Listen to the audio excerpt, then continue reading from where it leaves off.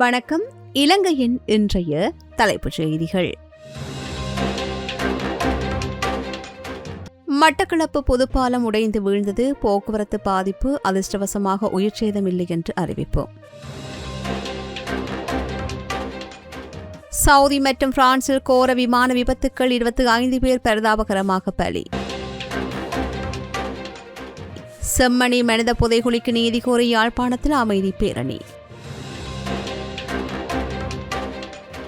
நெத்தலிகளுடன் சுறாக்களும் அகப்படுகின்றன. போதைப்பொருள் ஒழிப்பில் முக்கிய புள்ளிகள் கைது. அமைச்சர் ஆனந்த விஜயபால கருத்து. பாத யாத்திரை சென்ற நாயை தாக்கியவருக்கு பிணை, கல்முனை நீதிமன்றம் உத்தரவு. புறநரவை மற்றும் வீரகெட்டியவில் இருவேறு கொலை சம்பவங்கள், 2 பலி, 1 கைது. ஐரோப்பாவில் கொளுத்தும் வெயில், 1300 பேர் பலி, 19 கோடி மக்கள் கடும் வெப்பத்தால் பாதிப்பு. பந்தாரமூலையில் மக்கள் போராட்டம், கிராமத்திற்கான வீதியை விடுவிக்குமாறு கிழக்கு பல்கலைக்கழகத்திற்கு அழுத்தம். இலங்கை இந்திய பயணிகள் கப்பல் சேவை, நாகப்பட்டினம் துறைமுகத்தில் வரிவிலக்கு கடைகள் அமைக்க தமிழக அரசு திட்டம். இனி விரிவான செய்திகள். மட்டக்களப்பு நகருக்குள் நுழையும் பிரதான பாலங்களில் ஒன்றான புதுப்பாலம் நேற்று மாலை திடீரென்று உடைந்து வீழ்ந்துள்ளது. நேற்று விடுமுறை நாள் என்பதால் வாகன போக்குவரத்து மிக குறைவாக காணப்பட்டதால் நல்வாய்ப்பாக எந்தவிதமான உயிராபத்துகளும் ஏற்படவில்லை என்று தெரிவிக்கப்படுகின்றது. வீதி அபிவிருத்தி அதிகார சபைக்கு சொந்தமான இந்த பாலம் கடந்த ஆட்சிக் காலத்தில் புனரமைக்கப்பட்ட நிலையில் நேற்று மாலை இந்த விபத்து நேர்ந்துள்ளது. பாடசாலை மாணவர்களும் பொதுமக்களும் அன்றாடம் அதிகளவில் பயன்படுத்தும் இந்த பாலம் உடைந்ததால் அந்த பகுதியூடான போக்குவரத்து கடுமையாக பாதிக்கப்பட்டுள்ளது. மட்டக்களப்பு நகருக்குள் நுழைகின்ற 2 பிரதான பாலங்கள் உள்ள நிலையில் தற்போது ஒரு பாலம் உடைந்ததால் மற்றொரு பாலத்தை மட்டுமே பயன்படுத்த வேண்டிய நிலை ஏற்பட்டுள்ளது. அதிகாரிகளின் முறையான பராமரிப்பு குறைபாட்டை சுட்டிக்காட்டும் இந்த சம்பவம் அந்த பகுதி மக்களிடையே பெரும் அதிர்ச்சியையும் கவலையையும் ஏற்படுத்தியுள்ளது. VT cash and carry VT super ஸ்டோரின் கல்யாணி அன்னபூரணி பிராண்டில் அன்றாட வாழ்க்கையின் அனைத்து பொருட்களையும் ஒரே இடத்தில் பெற்றுக்கொள்ள தாமதம் வேண்டாம், இப்போதே வாருங்கள். வீட்டி கேஷ் அண்ட் கரி மற்றும் வீட்டி சூப்பர் ஸ்டோர், பாரிஸின் லா ஷப்பல். சவுதி அரேபியா மற்றும் பிரான்ஸ் ஆகிய நாடுகளில் நேற்று நிகழ்ந்த 2 வெவ்வேறு விமான விபத்துகளில் மொத்தம் 25 பேர் உயிரிழந்துள்ளதாக வெளிநாட்டு ஊடகங்கள் செய்தி வெளியிட்டுள்ளன.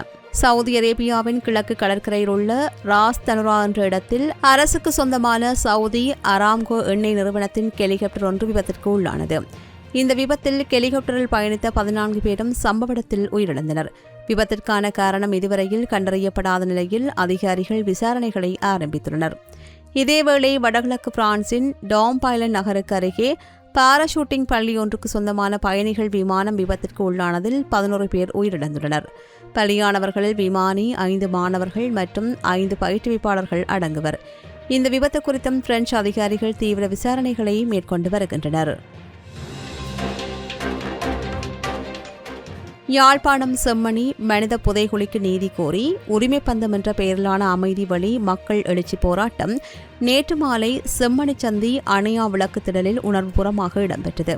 மக்கள் செயல் அமைப்பின் ஏற்பாட்டில் இடம்பெற்ற இந்த நிகழ்வில் காணாமலாக்கப்பட்டவர்களின் உறவினர்கள், பொதுமக்கள், மனித உரிமை செயற்பாட்டாளர்கள் மற்றும் அரசியல் பிரமுகர்கள் என்று பெருமளவிலானோர் கலந்து கொண்டார்கள்.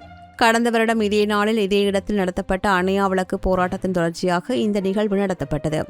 கடந்த ஆண்டு முன்வைக்கப்பட்ட பிரதான 6 அம்ச கோரிக்கைகளை மீண்டும் வலியுறுத்தி நீதி கோரும் வகையில் இந்த உரிமை பந்த போராட்டம் அமைந்திருந்தமை குறிப்பிடத்தக்கது. போதைப்பொருள் ஒழிப்பு நடவடிக்கைகளின் மூலம் தற்போது சிறு கடத்தல்காரர்கள் மட்டுமன்றி அதன் பின்னணியில் உள்ள முக்கிய புள்ளிகளும் கைது செய்யப்பட்டு வருவதாக பொதுமக்கள் பாதுகாப்பு மற்றும் பாராளுமன்ற விவகாரங்கள் அமைச்சர் ஆனந்த விஜயபால தெரிவித்துள்ளார். கொழும்பில் நேற்று இடம்பெற்ற நிகழ்வு ஒன்றில் உரையாற்றும் போது அவர் இதனை தெரிவித்தார். கடந்த காலங்களில் அரசியல் ஆசீர்வாதத்துடனேயே போதைப்பொருள் வர்த்தகமும் பாதாள குழுக்களும் உருவெடுத்தன. தற்போது முறைமை மாற்றத்தின் காரணமாக பாதாள உலக குழுக்களுடன் தொடர்புடைய அரசியல்வாதிகள், சட்டத்திறனிகள் மற்றும் பிரதான வியாபாரிகள் கைது செய்யப்பட்டுள்ளார்கள். எதிர்காலத்தில் மேலும் பல முக்கிய நபர்கள் கைது செய்யப்படுவார்கள். 2025ஆம் ஆண்டில் 54,000 மில்லியன் ரூபாய் மதிப்புள்ள போதைப் பொருட்கள் கைப்பற்றப்பட்டன. 2026 முதல் 4 மாதங்களில் இந்த நடவடிக்கைகள் தீவிரப்படுத்தப்பட்டதால் கைப்பற்றப்பட்ட போதைப் பொருட்களின் மொத்த சந்தை மதிப்பு 226 பில்லியன் ரூபாவை எட்டியுள்ளது. இவை பெரும்பாலும் கடல் எல்லைகளிலேயே கடற்படை மற்றும் போலீசாரால் முறியடிக்கப்பட்டன. போதைப்பொருள் வலையமைப்பை உடைக்க தகவல் வழங்குவோருக்கான ஊக்கத்தொகை அதிகரிக்கப்பட்டுள்ளது. இதன்படி துப்பு துலக்கிய பொதுமக்கள், போலீசார் மற்றும் கடற்படையினருக்கு 785 மில்லியன் ரூபாவிற்கும் அதிக தொகை பணப்பரிசாக வழங்கப்பட்டது என்றும் அவர் மேலும் சுட்டிக்காட்டினார். மறுமுனையில் கடந்த காலங்களில் போதைப்பொருள் பாவனையாளர்கள் மட்டும் கைது செய்யப்பட்ட நிலைக்கு மாறாக தற்போது கடத்தலின் பின்னணியில் உள்ள பிரதான குற்றவாளிகள் மீது கடுமையான நடவடிக்கைகள் எடுக்கப்பட்டு வருவதாக அமைச்சர் சுட்டிக்காட்டினார். யாழ்ப்பாணத்திலிருந்து கதிர்காமம் நோக்கி பாத யாத்திரை அடியார்களுடன் பயணித்த சுப்பிரமணியன் என்ற நாயை உதைத்து துன்புறுத்திய சந்தேக நபரை 50,000 ரூபாய் சரீரப்பிணையில் விடுவிக்க கல்முனை நீதவான் நீதிமன்றம் உத்தரவிட்டுள்ளது. மேலும் இந்த வழக்கு எதிர்வரும் ஜூலை மாதம் 13ஆம் தேதிக்கு ஒத்திவைக்கப்பட்டுள்ளது. யாழ்ப்பாணத்திலிருந்து சுமார் 450 கிலோமீட்டர் தூரம் பாத யாத்திரை குழுவினருடன் பயணித்து வந்த சுப்பிரமணியன் என்ற நாய் கல்முனை பகுதியில் வைத்து 21 வயதுடைய இளைஞர் ஒருவரால் உதைக்கப்பட்டு துன்புறுத்தப்பட்டது. இந்த கொடூர செயல் தொடர்பான காணொலி சமூக வலைதளங்களில் வைரலாகி பொதுமக்களிடையே இந்து அமைப்புகளிடையே பலத்த கண்டனங்களை எழுப்பியது. பல தரப்பினரின் கோரிக்கைக்கு அமைய அம்பாறை மாவட்ட சிரேஷ்ட போலீஸ் அதிகாரிகளின் வழிகாட்டலின் கீழ் கல்முனை தலைமையக போலீசார் நேற்று சந்தேக நபரை கைது செய்தனர். போலீசாரால் கைது செய்யப்படுவதற்கு முன்னர் தான் செய்த மனிதாயமற்ற செயலுக்காக அந்த இளைஞன் தனது சமூக வலைதள பக்கத்தில் பகிரங்க மன்னிப்பு கோரியிருந்தமை குறிப்பிடத்தக்கது. இலங்கையின் பொலனறுவை மற்றும் வீரகட்டி ஆகிய பகுதிகளில் நேற்று முன்தினம் இடம்பெற்ற இருவேறு மோதல் சம்பவங்களில் இருவர் கொடூரமாக கொலை செய்யப்பட்டுள்ளனர். பொலனறுவை மெதிரிகிரியை பிரதேசத்தில் இரு குழுக்களுக்கிடையே நீண்ட நாட்களாக நிலை வந்த பகமை காரணமாக நேற்றிரவு ஏற்பட்ட மோதலில் 47 வயதுடைய திருமணமாகாத நபர் ஒருவர் வெட்டி படுகொலை செய்யப்பட்டார். இந்த கொலை சம்பவத்துடன் தொடர்புடையதாக அடையாளம் காணப்பட்டுள்ள 7 சந்தேக நபர்கள் பிரதேசத்தை விட்டு தப்பியோடி தலைமறைவாகியுள்ளார்கள். அவர்களை கைது செய்ய மெதிரிகிரிய போலீசாரால் விசேட போலீஸ் குழுக்கள் நியமிக்கப்பட்டு தீவிர தேடுதல் நடவடிக்கைகள் முடக்கிவிடப்பட்டன. வீரகட்டிய போலீஸ் பிரிவுக்குட்பட்ட கிஞ்சுகுனேன பகுதியில் நேற்றிரவு இடம்பெற்ற மத விருந்து ஒன்றில் ஏற்பட்ட வாய் தர்க்கம் கொலையில் முடிந்தது. ஐக்கிய மக்கள் சக்தியின் அம்பாந்தோட்டை மாவட்ட இளைஞர் அமைப்பின் ஊடக செயலாளரான கவுர்வெல பகுதியைச் சேர்ந்த 30 வயதுடைய இளைஞர் கூர்மையான ஆயுதத்தால் தாக்கப்பட்டு சம்பவ இடத்தில் உயிரிழந்துள்ளார். இந்த மோதலின் போது சந்தேக நபரின் தாயாரும் காயமடைந்து வீரகட்டி ஆதரவு வைத்தியசாலையில் அனுமதிக்கப்பட்டமை குறிப்பிடத்தக்கது. Blue ocean group of companies இலங்கையின் வளர்ச்சியோடு உங்கள் வாழ்க்கையையும் உயர்த்துகிறோம். ஐரோப்பிய கண்டத்தில் வரலாறு காணாத வகையில் வீசி வரும் கடுமையான வெப்ப அலை காரணமாக கடந்த ஜூன் 21 முதல் இதுவரையில் 1300க்கும் மேற்பட்டோர் உயிரிழந்துள்ளதாக உலக சுகாதார அமைப்பு நேற்று அதிர்ச்சி தகவலை வெளியிட்டுள்ளது. நீடித்து வரும் இந்த வெப்பநிலை குறிப்பாக முதியவர்கள், குழந்தைகள் மற்றும் ஏற்கனவே உடல்நல குறைபாடுகள் உள்ளவர்களுக்கு கடுமையான பொது சுகாதார பாதிப்பை ஏற்படுத்தி வருவதாக உலக சுகாதார அமைப்பு எச்சரித்துள்ளது.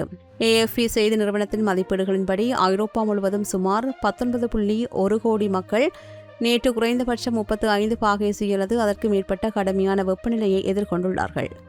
ஜெர்மனி, செக் குடியரசு, ஹங்கேரி மற்றும் போலந்து ஆகிய நாடுகளில் வெயிலின் தாக்கம் உச்சத்தை எட்டும் என்று எதிர்பார்க்கப்படுவதால் அங்குள்ள அதிகாரிகளால் அவசர வெப்ப எச்சரிக்கைகள் விடுக்கப்பட்டு மக்கள் முன்னெச்சரிக்கையுடன் இருக்குமாறு அறிவுறுத்தப்பட்டுள்ளார்கள்.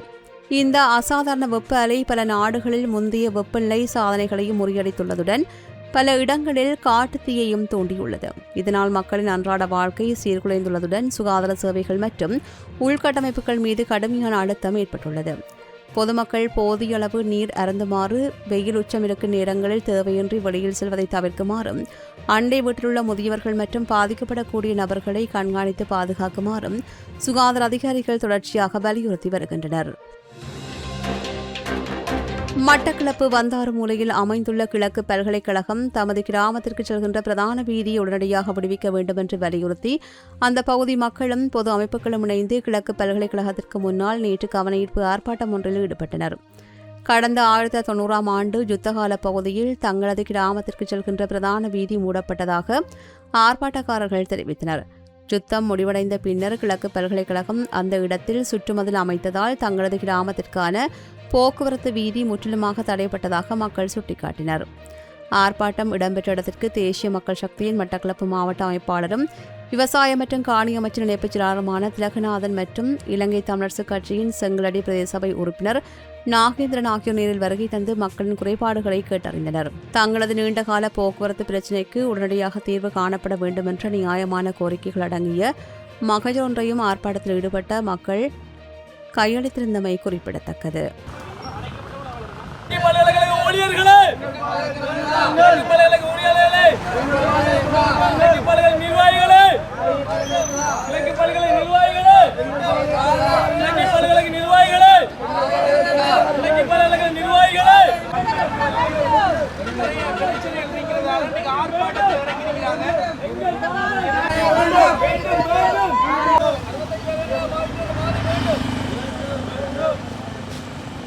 ராயல்டி என்ஜினியரிங் வழங்கும் நவீன அடுக்குமாடி குடியிருப்புகள் இப்போது விற்பனைக்கு. Colombo 6 Wellawatte bus lane hall ரோட்டுக்கு மிக அருகாமையில். இந்தியா மற்றும் இலங்கை இடையேயான பயணிகள் கப்பல் சேவையை மேலும் பலப்படுத்தும் நோக்கில் தமிழ்நாட்டின் நாகப்பட்டினம் சர்வதேச பயணிகள் கப்பல் முனையத்தில் சுங்கவரி இல்லாத வர்த்தக வசதிகளை அறிமுகப்படுத்த தமிழக அரசு அதனை நடவடிக்கை எடுத்துள்ளது. நாகப்பட்டினம் காங்கேசந்துறை இடையேயான கப்பல் வழித்தடத்தை பயன்படுத்துகின்ற பயணிகளின் எண்ணிக்கை நாளுக்கு நாள் அதிகரித்து வருகின்றது. எனவே இந்த துறைமுகத்தின் உள்கட்டமைப்பை ஒரு சர்வதேச விமான நிலையத்தின் தரத்திற்கு நிகராக உயர்த்துவதே இந்த புதிய முயற்சியின் நோக்கமாகும். தமிழ்நாடு கடல்சார் சபையால் உருவாக்கப்பட்ட இந்த முனையத்தின் வழியான கப்பல் சேவை கடந்த 2024 ஆகஸ்ட் மாதம் தொடங்கப்பட்டது.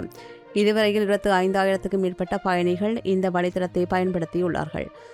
சுற்றுலா பயணிகள், ஆன்மீக யாத்ரீகர்கள், வணிகர்கள் மற்றும் இரு நாடுகளையும் சேர்ந்த புலம்பெயர் சமூகத்தினருக்கு இது மிக முக்கிய போக்குவரத்து வழித்தடமாக மாறியுள்ளது. இந்திய அரசின் விதிமுறைகளின்படி சுங்கவரிகள் மற்றும் பிற வரிகள் இல்லாத தேர்ந்தெடுக்கப்பட்ட பொருட்களை சர்வதேச பயணிகள் வாங்குவதற்கு இந்த வரி விலக்கு கடைகள் வழிவகுக்கும்.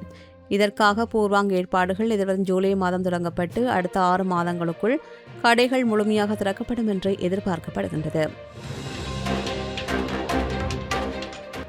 இத்துடன் இலங்கையின் இன்றைய தலைப்புச் செய்திகள் நிறைவு பெறுகின்றன. தொடர்ந்தும் செய்திகளை உடனுக்குடன் அறிந்து கொள்ள சமூகமீடியா.com எனும் எமது இணையதளத்துடன் இணைந்திருங்கள்.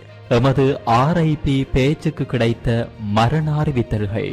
யாழ்ப்பாணம் நீராவியடியை புறப்படமாகவும் கொழும்பு ரத்மலானையை வதிவிடமாகவும் கொண்டிருந்த கலாநிதி ரேணுகா பிரதீப் குமார் அவர்கள் 26/6/2026 வெள்ளிக்கிழமை அன்று இறைப்பதமடைந்தார். யாழ்ப்பாணம் பருத்தித்துறையை புறப்படமாகவும் மணற்காட்டை வதிவிடமாகவும் கொண்டிருந்த திருமதி தேவதாஸ் ஜெயமங்கள நாயகி ஜெயா அவர்கள் 27/6/2026 அன்று இறைவனடி சேர்ந்தார். யாழ்ப்பாணம் புங்குடுதீவு முதலாம் வட்டாரத்தை புறப்படமாகவும் வேலணை வடக்கு, சோளாவத்தை மற்றும் பிரித்தானியா, லண்டன் ஆகிய இடங்களை வாழ்விடங்களாகவும் கொண்டிருந்த திரு ஆறுமுகம் சீவரத்னம் அவர்கள் 27/6/2026 சனிக்கிழமை அன்று இறைவனடி சேர்ந்தார். யாழ்ப்பாணம் பருத்தித்துறை வராத்துப்பளையை புறப்படமாகவும் பொற்றடுகை வதிவிடமாகவும் கொண்டிருந்த திரு ANS திருச்செல்வம் அவர்கள் 25/6/2026 வியாழக்கிழமை அன்று இறைவனடி சேர்ந்தார். மேலே அறிவிக்கப்பட்ட அனைத்து மரண அறிவித்தல் இறுதிக்கிரியை பற்றிய தகவல்களை அறிந்து கொள்ள ரிப் பேஜை பார்வையிடுங்கள். இதற்கான லிங்க் கீழிருக்கும் டிஸ்கிரிப்ஷனில் பார்வையிடலாம். இது போன்ற செய்திகளை தெரிந்து கொள்ள சமூகம் நியூஸ் சேனலை சப்ஸ்கிரைப் செய்து அருகில் உள்ள பெல் பட்டனை கிளிக் செய்யுங்கள். மேலும் இது போன்ற செய்திகளை உடனுக்குடன் தெரிந்து கொள்ள சமூகமீடியா.com என்ற இணையதளத்தின் வாயிலாகவும் எங்களுடன் இணைந்திருங்கள்.